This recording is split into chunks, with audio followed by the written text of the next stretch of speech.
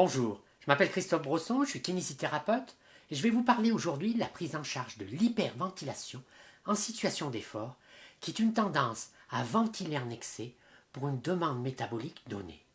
Cela se caractérise par une augmentation disproportionnée, soit du volume d'air mobilisé,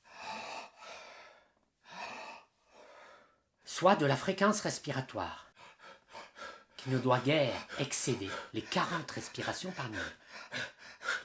Que l'on soit au repos ou à l'effort, lors de l'inspiration, le ventre se gonfle légèrement et les côtes ascensionnent faiblement. À l'expiration, c'est le contraire. Le ventre se creuse et les côtes s'abaissent. Chez le sujet qui respire correctement, ces mouvements ne sont pas ressentis car ils dépensent très peu d'énergie. Ainsi, les muscles du cou ne sont quasiment jamais sollicités lorsque la ventilation est harmonieuse. En cas d'hyperventilation excessive, la sensation normale d'essoufflement devient désagréable et l'on parle alors de dyspnée. La prise en charge de la dyspnée liée à l'hyperventilation fait intervenir l'évitement.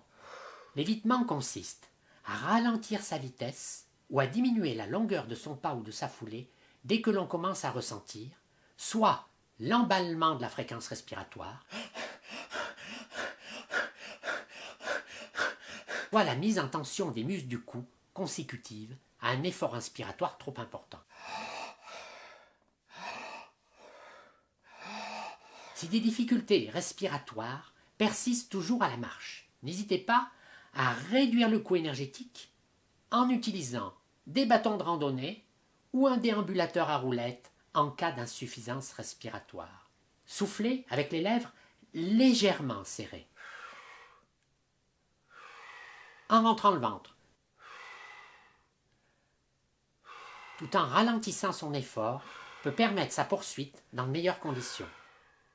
Pour éviter de se retrouver en situation d'hyperventilation excessive, il est important de concentrer son attention sur 3 points essentiels. Premièrement, d'augmenter progressivement son effort sans jamais forcer sur les muscles du cou lors de l'inspiration.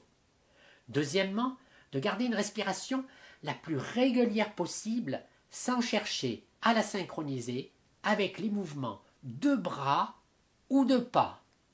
Enfin, troisièmement, d'inspirer et d'expirer par la bouche quand l'exercice devient intense, car en situation d'effort, le nez a l'inconvénient d'entraîner une résistance au passage de l'air trop importante, alors qu'au repos, il a l'avantage de filtrer, de réchauffer, d'humidifier l'air inspiré.